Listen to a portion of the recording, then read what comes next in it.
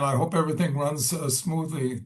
So the journey begins about 1966, almost 60 years ago. I was a 19-year-old student at university in California, and I had opportunity to do what's called a workaway and follow a dream and visit Israel for the first time as a 19-year-old. I was so impressed by what I saw that I decided to enroll in the overseas student program at Tel Aviv University in 1968. It was the first year that Tel Aviv University had a program, overseas students program, and actually we lived in Herzliya, right off of D Shalit Square. There was a hostel for the students for that year, and so I got my start really in Herzliya. So it's kind of fitting that I address the Herzliya Cultural Group. Anyway, one of the adventures I had early on, as a student, a group of us went off to what they call a kumsitz, an overnight campfire on the beach in Caesarea. Being a Californian, growing up in Los Angeles, I love the sea, and I had borrowed a mask and a snorkel and flippers, and went off for an early morning swim just in the waters of Caesarea. And during the swim, something very unusual and astonishing happened that changed the course of my life. And as I looked down into the sea, the beautiful waters of Caesarea, I noticed something glittering, some kind of light source coming from the seabed. And I dove down to inspect, and lo and behold, I wandered upon a gold Roman treasure. And 2,000-year-old treasure, obviously something unique and unusual. That they weren't all laid out like this picture, mind you, but at the end of the day, there was a significant number of coins, and that allowed me to hopefully get my foothold in Israel and as a potential new immigrant. And I was with my girlfriend at the time, who then became my wife, and she's been my partner and anchor for the last almost 60 years, is Sharon. And here we are going to the old city of Jerusalem, 1968, mind you, 1 year after the Six-Day War, 1 year after Israel captured Jerusalem, reunited it.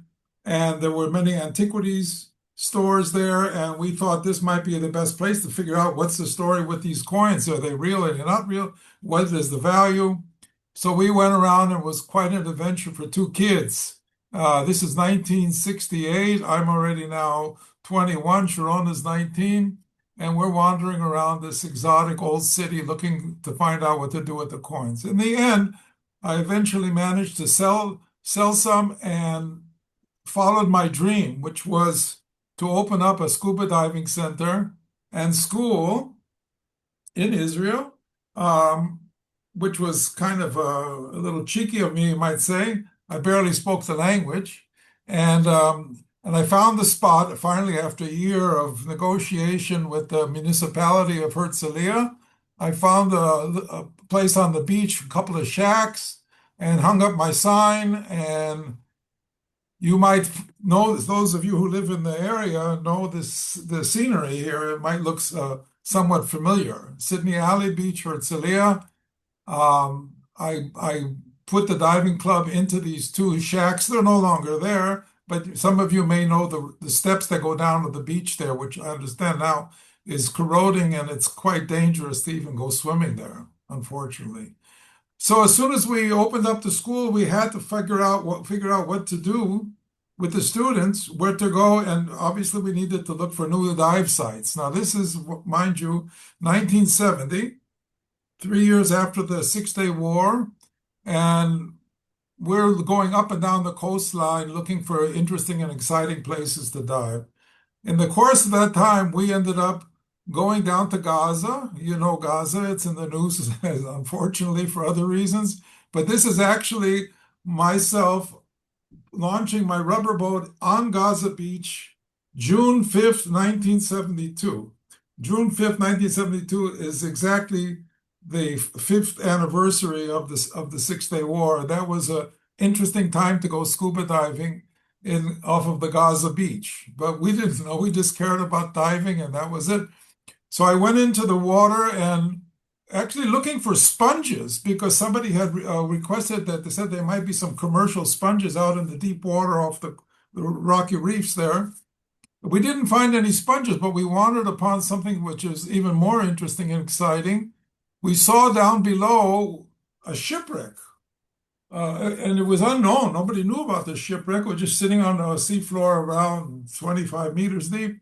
And as I was finishing the dive, I looked and I took a picture of a cannon. I mean, it looked to me like this was a cannon, or it could have been a military ship. So we did some research on it, and we had wandered upon, by chance, the Amir Farouk. The Amir Farouk was the flagship of the Egyptian Navy, which was coming with other ships to Gaza from Port Said to replenish the soldiers that were in Gaza. And the Israeli commandos had wind of this. And in a very heroic and famous battle of the 1948 War of Independence, Yochai Ben Nun, who later became the commander of the Israeli Navy, led the Frogmen, the Israeli SEAL team, and they actually torpedoed with explosive boat. They drove the boat full of explosives, one man on each boat, and at the last moment they jumped in the water, and the boat kept on moving and actually hit the Farouk and another ship and sank them. And we were the first ones actually to wander upon this and expose this very valuable part of Israeli history. But the Mediterranean is, though it might have interesting artifacts, shipwrecks, and stuff like that, it's really not what one would call an exciting or beautiful destination for diving tourism or sport diving. What people look for, they want nice, warm, clear tropical waters, and luckily we had that in Eilat. In Eilat, there was one small diving operation that had set up earlier, and we decided that we wanted to get in on that action. So we went down to Eilat to check out the possibility of opening up a diving club, a branch of our diving center in Eilat. Then, just by chance, the new road was built. A new road by the Israelis was built along the Sinai shoreline from Eilat all the way going south. And some new settlements were getting set up there. One of them was Nueva, and it became Neviot, and another Dahab, Di Zahav, and then ultimately a town at the southern end called Ophira, or Sharm el-Sheikh. Anyway, we went down this road, and that was very basic two-lane highway that went from Eilat, like I said, all the way down to the Sinai. And here I found my future would be along that road. So you can see this on the map. I guess you can see it here. As we go south, there's Nueva, and then you have Dahab, and then Sharm el-Sheikh. By the way, do you see the pointer I'm using, or do I have to move it to the other screen? Do you see the pointer now? Hello? Anybody listening? Yes, we can see it. Yeah. Okay, so here is Eilat. Okay, I just want to make sure. So here is Eilat in the north, and then Nueva is about an hour south of Eilat. Dahab is an hour south of Nueva, and Sharm el-Sheikh is about an hour south of Dahab. So this was the coastline along the Gulf of Aqaba or Gulf of Eilat as we went south. And the scenes that we saw were exciting and very exotic, you might say, straight out of Lawrence of Arabia. These are the local Bedouin tribes riding through one of the riverbeds, the wadis, and we managed to catch this picture. But also we found something else. The Sinai is full of contrasts. And one thing is evident is that it's always been historically a battlefield. Always the armies of different powers in the Middle East, whether it be Mesopotamia or Egypt, going back and forth across the Sinai. And as we know in our modern times, the Six-Day War, the Sinai campaign, this is a battlefield. It's historically a battlefield. And we saw the remnants of these battles everywhere, as you can see. Even right over our diving sites, this is the Tiran Straits, and the Tiran Island is in the distance in the background. And in this passageway, which I'll talk about a little bit more, you have some of the finest scuba diving in the world. But this was closed. It was the casus belli, the reason for the outbreak of the war of 1956, the Sinai campaign, and the 67 war, was when the Egyptians closed illegally the Straits of Tiran to Israeli shipping, which was very important to go especially for the development of Eilat and the bringing in of goods from the Far East. They would go through the Tiran Straits, and when it was illegally closed, blockaded by the Egyptians, that was preempted the 56 and 67 wars. And one theme that I want to share in this story, and we're looking here at Egyptian tanks, abandoned Egyptian tanks that were at the actual dive sites. That I was part of a generation of people who went down and helped turn this battlefield, this ancient battlefield, into international tourist destination. And this is a pride that many of the young Israelis at the time had, and to this day, because as you'll know, and maybe you'll see later on in the presentation, that this area has become quite a tourist destination. So here are the tanks on the beach, and we would go diving here. And between dives, we'd get out of the sun by sitting in the shade of one of the tanks and hanging our diving gear, our wetsuits, to dry on the cannons. So if you talk about some conflict or contrast, you can't get much more. Anyway, I'm going to show you a little clip here. I hope you can get the sound and everything. This was one of the first American filmmakers to come and try to help promote the Red Sea diving tourism that we were so much involved in. Finds an endless desert plain. And to the south, a great mountain range reaching deep into Saudi Arabia across. Sorry,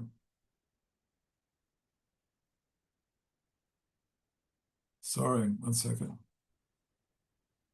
Sinai, and thence to Nubia on the African continent. Relics of destruction dot the landscape, stark reminders of the pathos and futility of war. Yet, in sharp contrast to this parched desert land, snuggling up against its shoreline is a body of water, just 20 million years old, young by geological standards, but so filled with wonderful and amazing sights, it is considered a mecca for sport divers. This is God's other world, the Red Sea.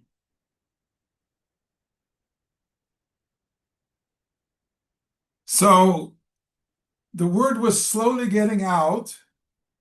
It was not easy to convince people to come in. Don't forget the war of attrition followed the Six-Day War. So Six-Day War was over rather quickly in 1967, but there was another war that went for another 3 years until 1970. So there was a real war. It was not that was across the Suez Canal and into the Sinai.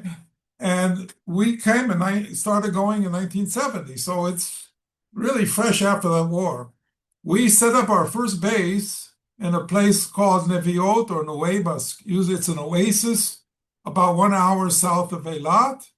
And this was the construction site of the people who built the road. They had 2 camps, one set up in Nueva and one set up in Sharm. One worked south, the other one worked north, and hopefully the road would meet in the middle, and it did. Maybe a few curves along the way. There you can see our van from Herzliya sitting there in the corner. And we would organize groups to go down from the north, our students.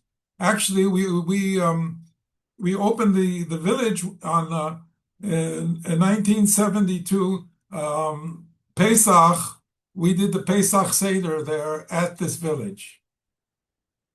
And it was an ideal setting. We were right on the beach. We had a little shack on the beach, and we would have our students coming down and taking lessons right on the shore. And here's the instructor in the black wetsuit here giving a talk to the students and talking at this particular moment about the dangers of maybe marine life. You know, there's poisonous fish, and there's stinging fish, and there's corals that can cut you, and other things as well.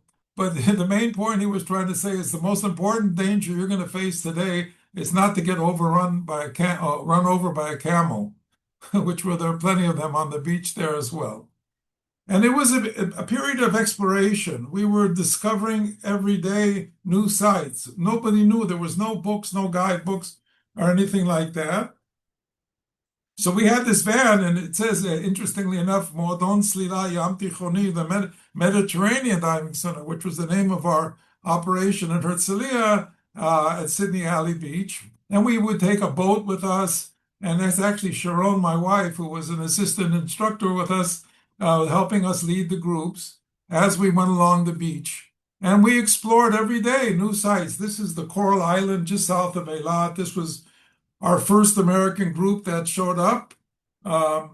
Interestingly enough, they came in 1972, and they were all wearing helmets, steel helmets, like they were going into a battlefield when they got off the plane. They thought they were going into a war zone. And that was part of the challenges that we had at the time. We also used any means possible for exploration, even amphibious vehicles that were available, war surplus amphibious vehicles, and we would drive them along the shore. And if we see a site that looked interesting, you just drive in and jump off the vehicle and go and say, oh, that place looks interesting. That's not so interesting. Ultimately, we ended up going all the way south, and we found an incredible, beautiful virgin bay that was just right for what we needed. This is called Naama Bay. And this is Naama Bay in 1972, 73, virtually untouched. And if you went there today, you would see something like a city of maybe 40,000 people, maybe 200 hotels, maybe 500 boats. So this is what it looked like when we first got there. And I went into some kind of an arrangement with nearby. There was one hotel, and they wanted somebody to give services. So I moved the operation from Nuweiba down to Naama Bay, Sharm el-Sheikh. They ingloriously dumped a railroad car on the beach. This is a circa World War I wooden railroad car. I don't know where they found it. I think the engineer was a local Bedouin because it's not exactly straight, but for a year we had it like that until we managed to straighten it out, and the floor was sand, beach sand, and we borrowed every time a construction site was going up, and one of these cement trucks we'd try to con the driver to dump whatever was left over and we created actually a cement floor. One of the nice things is I had a very short commute in those years to go from my home to my diving center. It took about 30 seconds if I was walking slow. So Sharon and I lived in this little caravan about the size of a Volkswagen bus. And this was the diving center right next door. And there was an outhouse over here. And you can imagine it was very, very basic. We didn't have air conditioning. We borrowed electricity with a 100-meter long electrical cord coming from the hotel to our place. It was quite a challenge. And we got a surplus Jeep, which we painted orange. And this we would take the equipment and the divers around. We painted it orange because we were afraid we might get stuck someday in some wadi or some remote place, and the helicopters would be able to spot us easier. Anyway, there was luckily the local Sinai towing service not far away. So if we ever needed to get pulled out of the sand, we had this trusty service. We also had made for us some very basic boats. They're like large pregnant surfboards with an outboard motor, and you could see the divers going in and lining, walking in and putting their gear on and going out for a dive. This is all, like I said, very basic. But we had one principle that we stayed with all through the years, and that is that we never overcrowded the boats. The boats were never, there was always plenty of room, as you can see, but everybody had about maybe 20 centimeters for themselves to sit. I'm just being a kind of joke. So we had a setup, we had a little club, we had boats, we had a car, and what we did have was probably some of the best scuba diving in the world, and that was exciting. I managed to convince the Israeli Ministry of Tourism that this is a potential. You have the Sinai, the Arabs, the Egyptians, they didn't want to make a peace treaty. Israel decided to do something in the Sinai in the meantime. And why not try this tourism? And I got what they call a mifal mushar, an approved enterprise. And I went off to promote Red Sea diving in 1972. I went to the States and appeared in shows and gave slideshows and stuff like that. Here's a picture of Sharon, who joined me on this trip. She wasn't sure what she was supposed to do, neither was I. But you can see it was in cooperation with El Al. And we had here, if you look in the little corner here, a slide projector. And we would show pictures of the Sinai and talk about it, had little brochures, and actually managed to get some interest going. In one of these shows, I actually met in Boston a team from National Geographic, which were interested to actually come out and do a story, which was a big deal. Unfortunately, like often in our area, and this was the biggest challenge of all, is that the Yom Kippur War broke out just after that, just after all of that promotion and stuff. The war came down on Sharm el Sheikh and Yom Kippur, 1973. You can see the town just going up there on the hill. That's Ophira, right? We'll show pictures of that later, but you can see here the Misrad Shikun, the housing ministry of Ophira, and this is an Egyptian MiG that was shot down, came right down into the town. So that set us back a long, long time. It knocked out the communications. Also, they strafed the communications. Luckily, Sharm was relatively unscathed. So I told you that we were in communication with, and had been approached by National Geographic. That was knocked off a year by the war. So in 1974, the National Geographic team showed up in Sharm, and led by some of the most famous and talented people in the diving industry and underwater photography industry. Just to give you an idea of some of the equipment they brought with us, we had never seen anything like it. I have no doubt that this equipment was worth more than my entire diving operation. This is Anne Dubélé, famous underwater photographer. Her husband, David, or ex-husband, I should say, is probably the most famous underwater photographer in the world today. The leader of the expedition was Dr. Eugenie Clark, world-renowned shark expert, known as the Shark Lady, actually. Wrote some bestsellers like Lady with a Spear, Lady with a Shark. This, for first dive, was in Ras Muhammad in Sharm el Sheikh in 1951, when I was 4 years old. And she's a legend. Unfortunately, she's passed away, but there's a United States postal stamp in her honor, actually. You know what? If I may, I just have it here. Can you see? This is the postal stamp of Dr. Eugenie Clark, the Shark Lady, United States Postal Service. Anyway, Jeannie became my friend and my mentor, and we worked on quite a few operations. This is the team. The guy with the hair on the right is me. David on the left, the young photographer. Jeannie in the middle. She was the age of my mom in this picture, actually. And that's my dad, who came out came all the way from Los Angeles for the expedition. It was very exciting. And so we explored the area. Now we're down in the south. Remember, we started up in Eilat, we went to Nueva, and then finally we found the best diving here in Sharm el-Sheikh, Ras Muhammad, and the Tiran Straits. The Tiran Straits, remember, where they had the guns, right? Where they had the guns overlooking the waterway.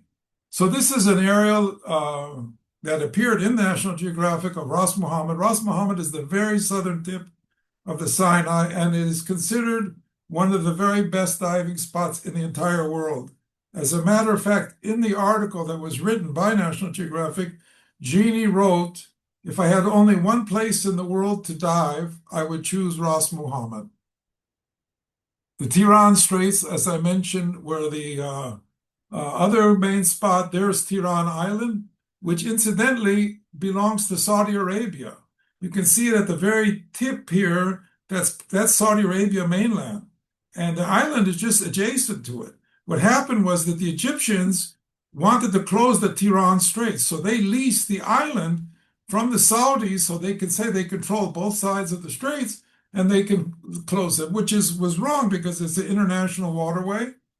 But Israel captured it in 1967 and kept it until it returned the Sinai in 1982. Then the Saudis went to the Egyptians and said, "Hey, we want our island back. You guys took it and you lost it, and now we want it back."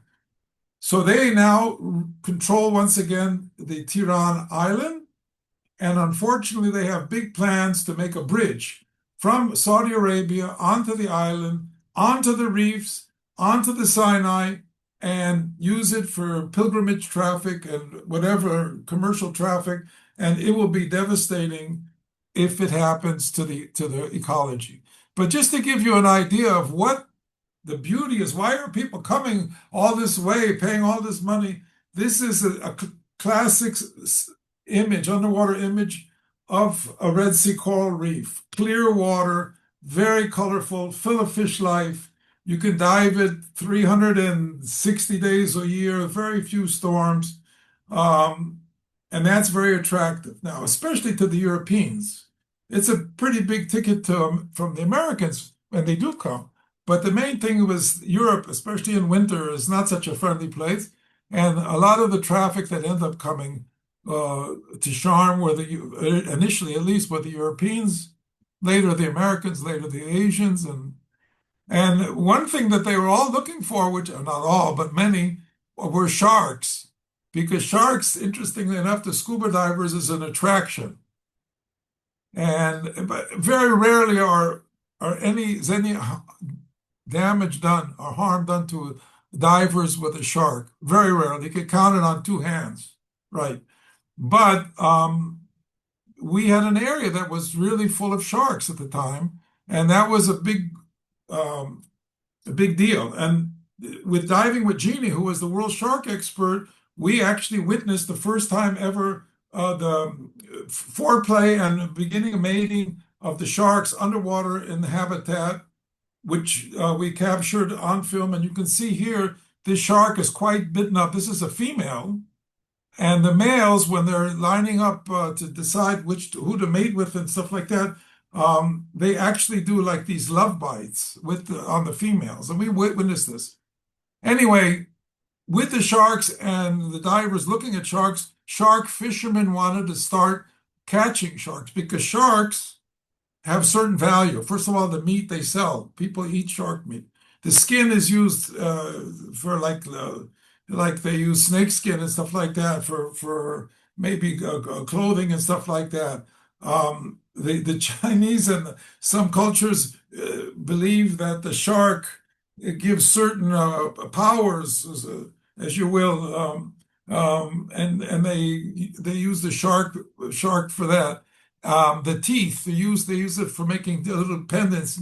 Anyway, it's used. The fins are used for shark fin soup. So we went against this. We heard that this was happening, and we went out to confront the shark fishermen. This is a short video, once again, made by the BBC about our struggles against the shark fishermen. Okay.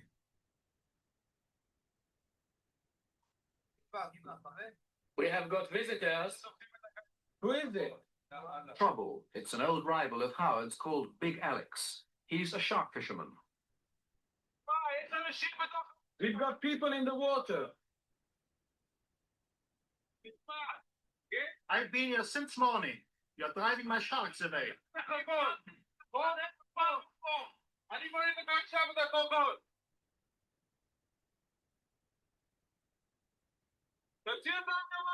Get your bait out of the water. He's got his hooks in the water. The shark's going to start coming here. We got divers in the water over there, and they're going to start coming over where the ship is. We're going to have to cut his hooks and get him out of here. Or else I just take my goddamn boat and put it right into the side of his boat. He's not allowed to fish here. It's against the law to fish here. And he's going to screw up everything that's going on here. I'm going to try one more time to talk to him. If he doesn't do it, I'm going to cut his line. Anyway, I was a tough guy then. I'm much more gentle now in my advanced age. We went to war against this thing because we saw this as not only as a thing against the ecology, but also was bad for our business because these guys were setting up these shark lines right in the diving sites, and there was potential danger. So I had David and Dubele and Jeannie and Anne come out, and we photographed these terrible scenes of these sharks on the hooks of the fishermen.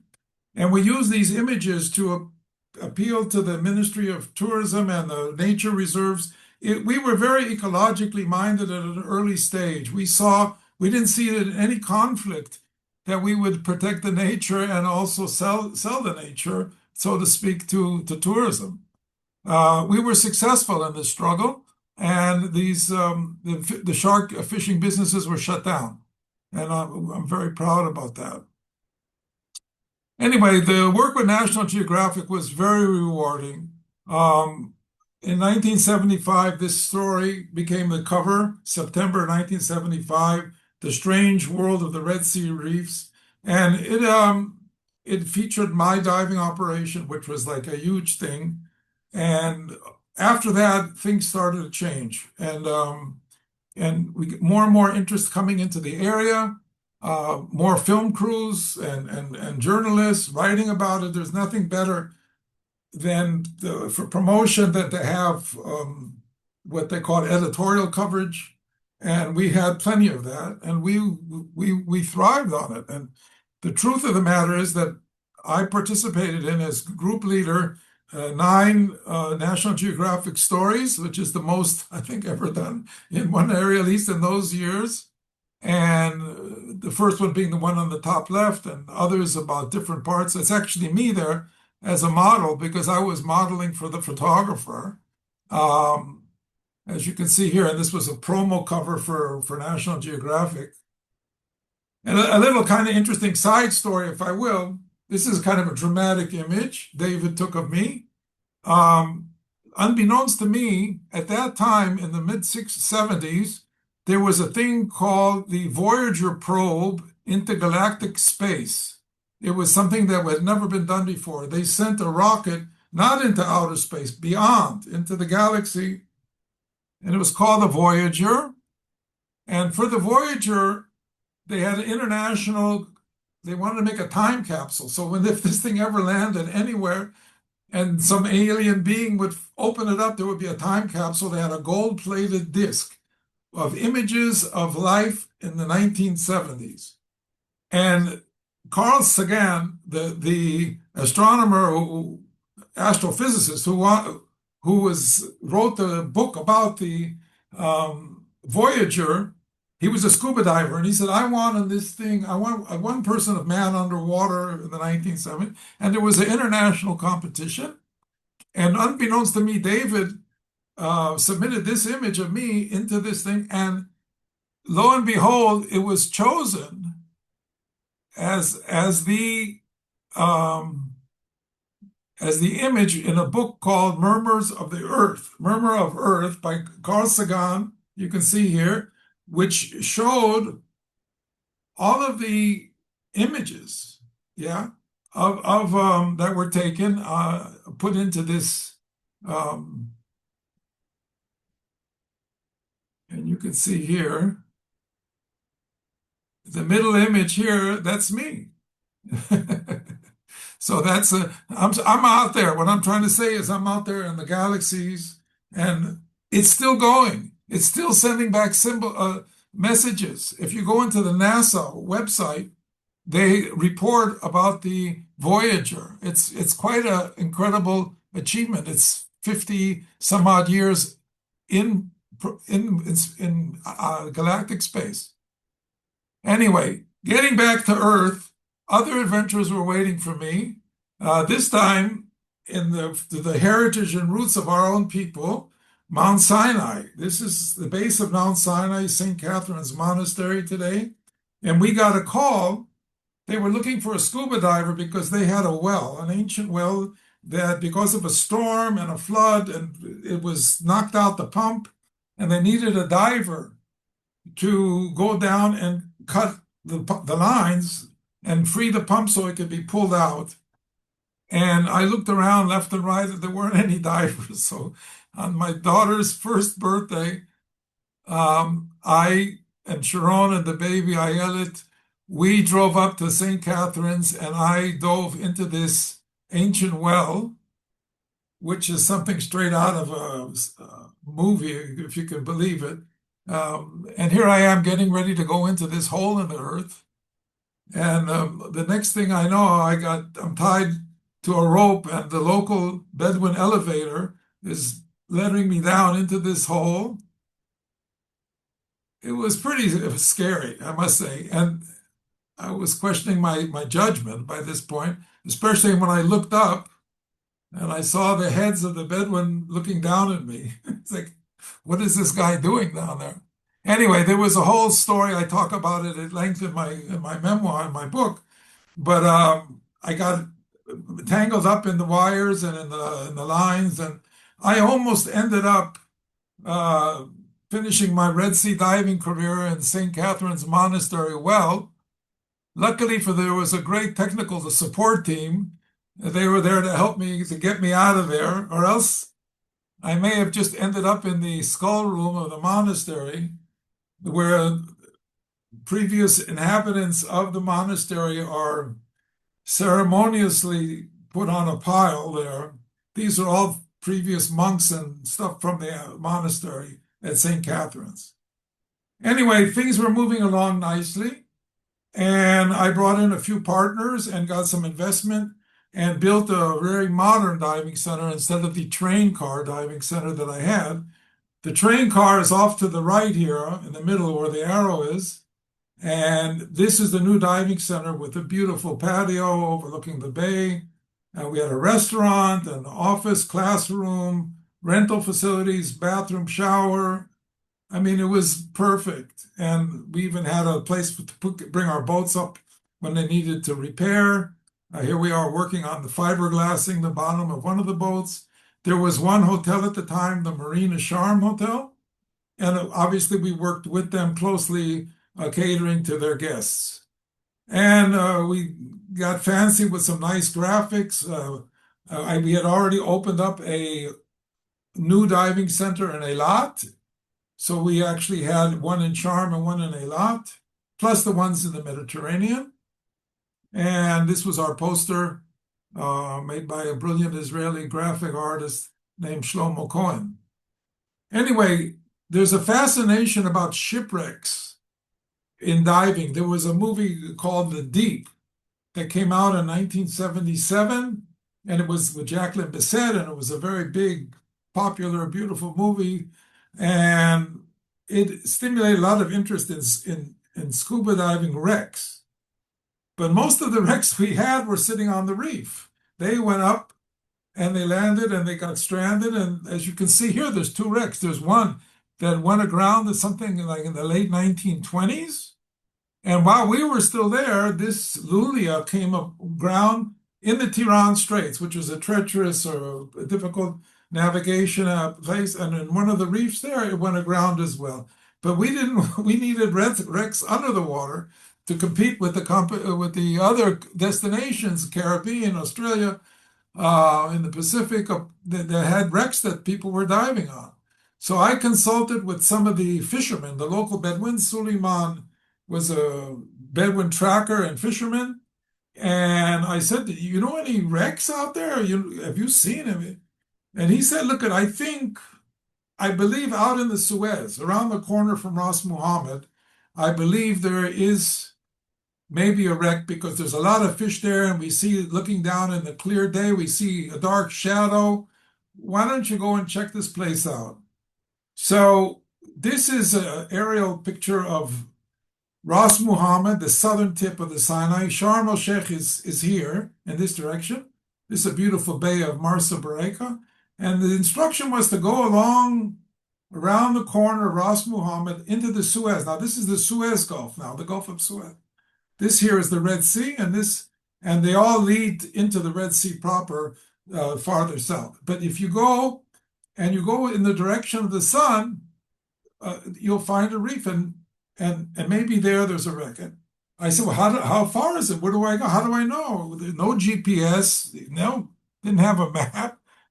He says, look, go in the direction of the sun, smoke 3 cigarettes, and when you get to the 3rd cigarette, you're going to see on the reef there, the waves breaking, go and dive on the edge of that reef. That's pretty interesting navigation, but I had an American group. I said, listen, let's try this thing. What do we have to lose? So we went out there, and lo and behold, as soon as I hit the water, there was a ship, the Dunraven. We didn't know what it was at the time. And the shipwreck, by the way, is a time capsule. It's something that captures a moment in history, and that's it. And when you go into it and you find things, you're finding things from that period. Very exciting. Plus, it becomes an ecosystem. It becomes an ecosystem of marine life. It's an artificial coral reef, right? And usually very rich. Here you can get an idea of the beauty just inside a shipwreck. So what once was dead becomes alive with life. And this was the Dunraven. And an Israeli team from Castel Films got the BBC interested in doing a documentary on the discovery, because ultimately we found out that it was a British ship, which we made up a one thing I forgot to say. To draw attention to what we were doing, we fabricated a total fantasy that this ship belonged to Lawrence of Arabia and that there was gold on it. And that got everybody all excited. We didn't know anything, but this was the Wild West, and we were doing our best. I should say the Wild South. And the BBC came and did a documentary of us searching for the gold of Lawrence of Arabia. And actually, I have it online on my YouTube channel. Anybody who's interested more about these things, you could, through Maurice or Austin, you can get my contact information. Anyway, sorry, we didn't find the gold, but we found a lot of other artifacts, including the kitchen sink. And this is a rum keg, and these are bottles, and some of them even had corks on them, and they had some rhubarb and other things that they would store in these bottles, and plates. And I even found a lock and a door and a key, and the door. And I have it in my home. It still works. It sank in 1876, just to give you an idea. We were diving it exactly 100 years after it went down. Anyway, being in an area like this, we had a lot of interesting guests who come. I won't go into a whole list of them. I write about them. One of the more colorful and interesting was a kind of a famous guy who you wouldn't really know was a scuba diver. I taught him how to dive. Anyway, you're looking here at Maestro Leonard Bernstein, who would come down to Sharm every time he had a concert in Tel Aviv or in Jerusalem or wherever. He would come down and join us for a few days just to unwind, and he loved diving. So things were looking great. We had established a nice operation, famous people, interesting people were coming. And then something very dramatic happened. Very dramatic, which changed everything. In 1977, you can see here the Jerusalem Post, November, Sadat came to Israel. And this changed life, obviously, for everybody, and especially for people living in Sharm. It became a whole new formula. Sharm was eventually going to be going back to Egypt, but there will be a peace. And although my whole life was tied up there, Sharon and myself and many of the people of Sharm supported this thing. Sharm was in southern Sinai. In northern Sinai, it was much more difficult and much more political. It was more northern Sinai, Yamit, and the Moshavim in that area put up a resistance against the withdrawal. A lot of, I don't know how many of you were in Israel at the time, but it was very dramatic up there and forcefully evicted. People in Sharm were more laid back, and even the ones whose lives were going to change, I think, for the most part, supported the peace treaty. Anyway, it was a process that began in 1979. The treaty was signed in 1970. Process began in 1977. The treaty was signed in 1979. And in early 1980, as the first stage, the Sinai was divided, actually, from the Mediterranean, from El Arish, all the way down the middle of the Sinai to Sharm el-Sheikh, which hit us like a ton of bricks because that was our prime diving site. Anyway, National Geographic was down doing a story about this pending withdrawal, and Jeannie Clark was leading the team once again, and she was invited to Cairo to give a lecture. And in this lecture, a young man approached her after the lecture, and he was a diver, Egyptian diver, fascinated, and said, "Listen, I'd love to talk to you more about this and what's going on in the Sinai. It's very fascinating." And he invited her for dinner at his home. And it was a very spacious, a very luxurious home. And they're sitting there talking, and Jeannie was saying, "Well, what kind of home is this?" And so this is Muhammad Sadat, the son of Anwar Sadat, and he was a diver, and he said, you got to talk to my father about Sharm el-Sheikh. This is amazing." So he said, "1 second," and he leaves the room, comes back a few minutes later, dragging his father, the president of Egypt, into the room, and he sits for an hour with Jeannie, and Jeannie's talking about Sharm el-Sheikh and Ras Muhammad and the diving and the potential and all that. And Sadat was impressed. And Jeannie said, "I'm heading back to Sharm now." He said, "Well, you're going to go with the team. I'm going to organize a group of scientists and officials that are going to go down there with you. We're going to get permission, and we're going to go into the Israeli side, and they're going to see for themselves what's going on." So she got this group together. That's Jeannie in the middle. She's a tiny woman, but amazingly charismatic. CBS came out to cover it, and this Egyptian team comes into Sharm for the first time since 1967, at least. And this is what I like to call the birth of diving diplomacy. Not only were we involved in taking people scuba diving, but we were involved in the process of normalization and hopefully protection of the Sinai because Israelis were very conscientious on conservation. And anyway, I see I'm running over. I hope I'm okay, Maurice. I hope it's okay. Are you able to sort of wind up by 12 noon, 4 minutes? I don't know. It'll be tough, but I'll run through. Carry on. Okay. Anyway, this is the Egyptian delegation at my diving center going over the maps and talking. So it's a new era. And here we're flying the Israeli flag and the Egyptian flag. Okay. This is a brief piece. I'm just going to show parts of it of CBS covering the arrival of the Egyptians in Sharm.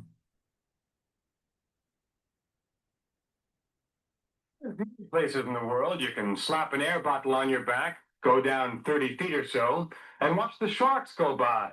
In fact, just about the only place you can do it with some hope of living to tell the story is in the Red Sea off Ras Muhammad, the southernmost tip of the Sinai. And even here, divers are afraid they might not be able to do it much longer.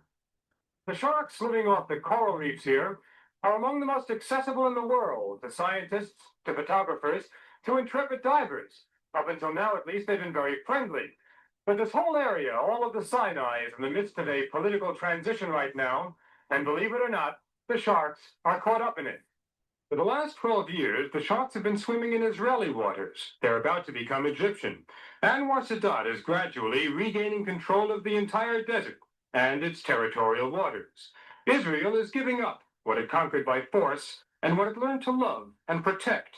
The Israeli occupation may have been controversial politically, but ecologically it was a masterpiece. The Israelis set up nature reserves. They passed and enforced tough legislation protecting wildlife on the sands and in the sea. Dr. Clark went to Cairo recently to take her case to the president. Sadat responded by sending a small team of Egyptian officials, scientists, and scholars to Ras Mohammed, the first such trip made overland in almost 25 years. They were subjected to 3 days of well-intentioned Israeli propaganda on how they, the Egyptians, should take care of their land and their world leader. Anwar Sadat receives a lot of petitions. Here's a lot of pleas. This is one he probably hasn't heard before. Save the sharks. Bob Simon, CBS News, in the Red Sea. Anyway, Sadat ended up coming to meet Begin in Sharm. They're actually sitting on the chairs and around the table of my diving center. That was the luxury of the visit. And I, in turn, continuing on with this diplomacy, went to Cairo and pleaded the case for conservation and further access, because we didn't know if we were even going to be able to access this. Up until, we came there, it was a military zone. You couldn't even go in there. And here, once again, so there were bilateral tourism talks, and I gave a talk at the American Embassy, and much with the help of Ambassador Samuel Lewis, who was a student and a dear friend. And he was the one who actually received the papers of the peace treaty that was signed and ratified by the Israeli government. And this is just very brief. From the latest peace talks. How are you? I'm fine. I did the dirty deed yesterday. Yeah. What'd you do? You gave it away. Gave it away. Now listen, but listen. It's 2.5 hours late finishing. You heard that. What That's was why it? I got here at 2 o'clock in the morning. It was on the radio. Though. I spent 2.5 hours trying to persuade them Ras Muhammad. to stick the line a little further west. Did you? Did you I succeed? did. No, I failed. You failed. But I really worked at it. 2.5 hours. We had 200 people sitting out there waiting for the ceremony, and the sun was getting lower in the west. And there I was arguing for your damn dive sites. And it didn't work. Well, maybe we'll get it next time. Yeah, I think so. But did it go okay? I mean, we pretty, in the end, it worked out okay. No, it worked out fine. Yeah? We had to talk to Sadat and to Begin on the phone and straighten out a few last-minute problems. Really? Anyway, here I am stuck in the middle of this thing, and I was asked to show the Egyptian officers together with the Israeli officers. This was a historic time, going over the sites, what needs to be protected, what should be accessed, and things are rapidly moving towards the April 1982 transition. The forces of the MFO, the multinational forces, came to oversee. They had a base built there. They came directly from the United States, the 82nd Airborne, and they were going to control the area and patrol the area. And this is kind of a typical sight of the 82nd Airborne Commandos marching down the highway from the airport to their base, and a local Sharm wearing the local uniform greeting them.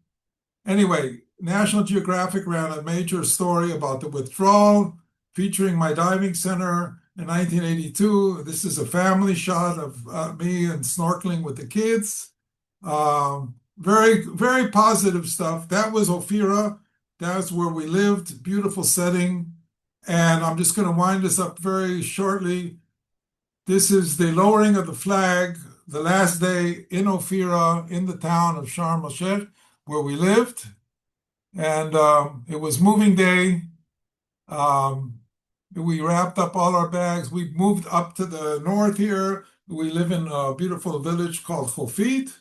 And this was the day we left Sharm with all of our things. Our Bedouin workers came to help us.